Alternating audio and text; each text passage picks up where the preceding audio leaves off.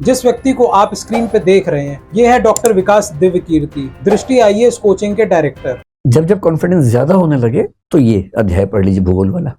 जब कम होने लगे तो मोटिवेशन की स्पीच सुन लीजिए कि तुम क्या नहीं कर सकते, तुम वो सब सुन लीजिए। उससे थोड़ा सा गुब्बारा फूल जाता है थोड़ी देर के लिए और अच्छी फीलिंग आती है। एक मामूली से सेल्समैन की नौकरी करने से लेके आज करोड़ों रुपए का धंधा बनाने वाले डॉक्टर विकास दिव्यकीर्ति यूपीएससी का पहला अटेम्प्ट क्रैक कर लेते हैं, लेकिन मन चाही जॉब नहीं मिलती है और उसके बाद 3 अटेम्प्ट और देते हैं लेकिन सेलेक्ट नहीं हो पाते हैं। दोनों की अपनी वैल्यू है। कॉन्फिडेंस होना भी जरूरी है जीवन में, और एक सीमा से ज्यादा हवा में उड़ना ठीक नहीं है, ये भी उतना ही महत्वपूर्ण है। 60 करोड़ के मालिक डॉक्टर विकास दिव्यकीर्ति एक वक्त अखिल भारतीय विद्यार्थी परिषद से छात्र संघ के नेता थे, लेकिन 26 दिसंबर 1973 को पैदा हुए डॉक्टर विकास दिव्यकीर्ति हरियाणा के भिवानी नामक शहर में एक मिडिल क्लास फैमिली में पैदा हुए। इनके पिता महर्षि दयानंद यूनिवर्सिटी में हिंदी लिटरेचर के शिक्षक थे, वहीं माँ भी स्कूल में बच्चों को पढ़ाती थी। दिव्यकीर्ति जी की प्रारंभिक शिक्षा सरस्वती शिशु मंदिर में होती है और उनके फेवरेट सब्जेक्ट्स मैथ्स और हिंदी थे, और इंग्लिश सब्जेक्ट विकास दिव्यकीर्ति का सबसे वीक सब्जेक्ट था। 12th के बाद हिस्ट्री सब्जेक्ट में इंटरेस्ट होने की वजह से उन्होंने बीए तो शुरू किया, लेकिन रोजमर्रा के खर्चे उनके घर वाले नहीं दे पा रहे थे और आर्थिक तंगी की वजह से उन्होंने जगह जगह जाके सेल्समैन का काम करना शुरू कर दिया। और राजनीति में एक विशेष इंटरेस्ट होने की वजह से उन्होंने एबीवीपी ज्वाइन कर ली। एमए की पढ़ाई करने के साथ साथ उन्होंने यूपीएससी की पढ़ाई शुरू कर दी। यही उनकी मुलाकात तरुणा वर्मा नाम की एक लड़की से होती है, जो आगे चल के उनकी जीवन साथी बनती है। ये रिलेशनशिप काफी समय तक सीक्रेट रहा और घर वालों को बताया नहीं गया, क्योंकि दिव्यकीर्ति जी के जो बड़े भाई थे उनकी शादी अभी तक नहीं हुई थी। और जब उन्होंने अपनी फीलिंग्स अपने पिता से शेयर करी तो उनका जवाब कुछ ये था। तो इतने लिबरल हैं कि उन्होंने ये कहा कि बात कर लेते हैं, ना हो तो ले आना, देख लेंगे।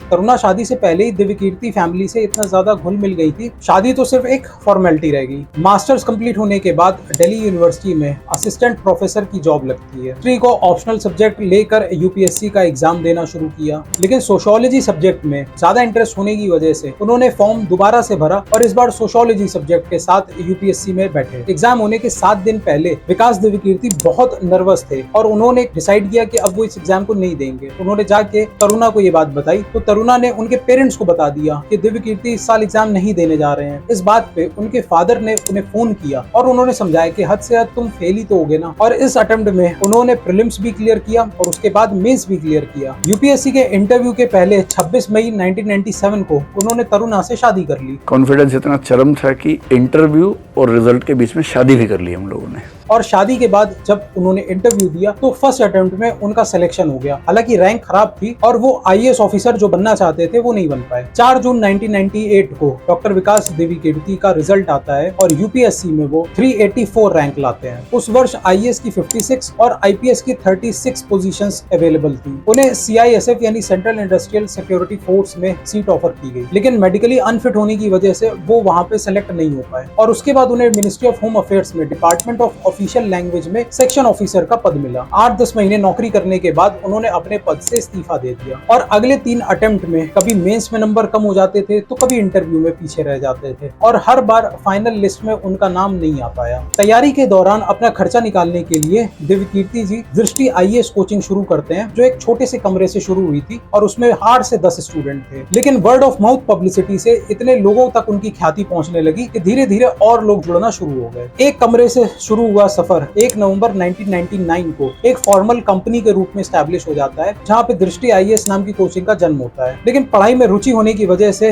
विकास दिव्यकीर्ति एमफिल, एलएलबी और पीएचडी जैसी डिग्रीज भी हासिल करते हैं। शुरू में ये इंस्टीट्यूट दिल्ली के मुखर्जी नगर में शुरू हुआ, लेकिन बढ़ती डिमांड के चलते प्रयागराज, लखनऊ, जयपुर, इंदौर और दिल्ली के करोल बाग में इसके अलग अलग जगह पे सेंटर्स खुले। सफलता और पैसा मिलने के बाद विकास दिव्यकीर्ति को वही राजनीति का कीड़ा काटता है जो कभी कॉलेज के दिनों में ये किया करते थे। 2015 में विकास दिव्यकीर्ति राजनीति में कदम रखने का फैसला लेते हैं और शुरुआत अपनी सोसाइटी के इलेक्शन से करते हैं। कुशल वक्ता और एक ईमानदार छवि की वजह से उन्हें वहां पे जीत भी मिलती है। आईएएस बनना बड़ी बात नहीं है, बड़ी बात यह है कि जिस कुर्सी पर आप बैठेंगे ना, उससे आपकी इज्जत ना हो, बल्कि आपसे उस कुर्सी की इज्जत बढ़े। अपने काम में ट्रांसपेरेंसी लाने के लिए उन्होंने एक व्हाट्सएप ग्रुप बनाया। हर एक डेवलपमेंट जो सोसाइटी में होता था उसको वो रेगुलरली अपडेट करते थे और पूरी अकाउंटेबिलिटी रखते थे, ताकि कभी कोई पैसे की हेराफेरी का उन पे आरोप न लगे। इतना ईमानदारी से और मेहनत से काम करने के बाद भी विकास दिव्यकीर्ति को बहुत सी आलोचना फेस करनी पड़ी। पद संभालने के 15 दिन के बाद से ही विकास दिव्यकीर्ति बीमार होने लगे। कई डॉक्टर्स को दिखाने के बाद और मेडिकल टेस्ट के बाद एक न्यूरोलॉजिस्ट ने बताया कि वो फिजिकली एकदम फिट हैं, लेकिन उन्हें मेंटल एंजाइटी बहुत ज्यादा है। डॉक्टर के सजेशन के बाद वो एक हफ्ते तक अपने मोबाइल से दूर रहे और इस पूरे एक्सपीरियंस से उन्होंने ये ठान लिया कि अब वो दोबारा कभी किसी भी किस्म की राजनीति में कदम नहीं रखेंगे। और इसी के साथ उन्होंने उस सोसाइटी के अध्यक्ष पद से भी इस्तीफा दे दिया और इस्तीफा देने के 6-7 दिन बाद उनकी वापस से तबीयत काफी बेटर हो गई। साल 2017 में विकास दिव्यकीर्ति एक YouTube चैनल शुरू करते हैं, दृष्टि IAS का, और यहाँ पे वो फ्री वीडियोस अपने चैनल पर डालने लगे, ताकि जो स्टूडेंट्स कहीं दूर बैठे हुए हैं और गरीब हैं, जिनके पास एजुकेशन का एक्सेस नहीं है, वो इस चैनल के माध्यम से फायदा उठा सके। और इन चैनल्स का एक फायदा ये भी है कि आपको एक बार समझ में आ जाता है कि कोचिंग अच्छी है, टीचर्स अच्छे हैं, तो आप जाके उनके ऑफलाइन क्लासेस में भी अगर फीस अफोर्ड कर सकते हैं तो आप डायरेक्टली 1-on-1 इंटरेक्शन टीचर के साथ कर सकते हैं और अपनी प्रिपरेशन को बेटर कर सकते हैं। इनके पढ़ाई एक स्टूडेंट पे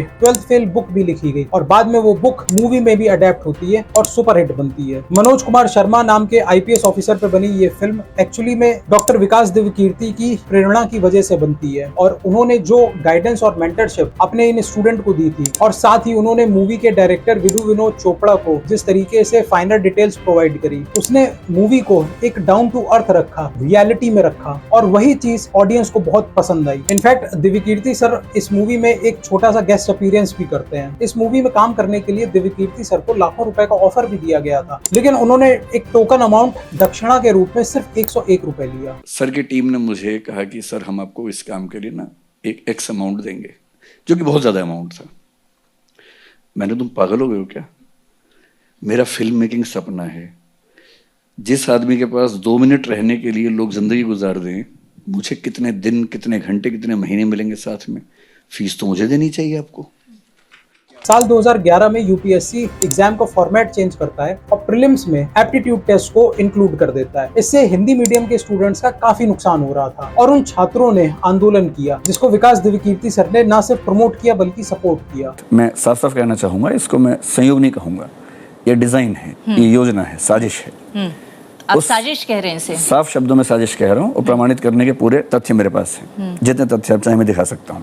विकास दिव्यकीर्ति की सरल पर्सनैलिटी, उनका down to earth nature students को बहुत पसंद आता है। लेकिन यूपीएससी पढ़ाने वाले ये एकमात्र टीचर नहीं है। एक्चुअली कुछ टीचर्स ऐसे भी हैं जो एक माफिया के रूप में ऑपरेट कर रहे हैं। उस यूपीएससी माफिया को मैंने एक अलग वीडियो में एक्सपोज किया है, जिसे आप यहाँ क्लिक करके देख सकते हैं।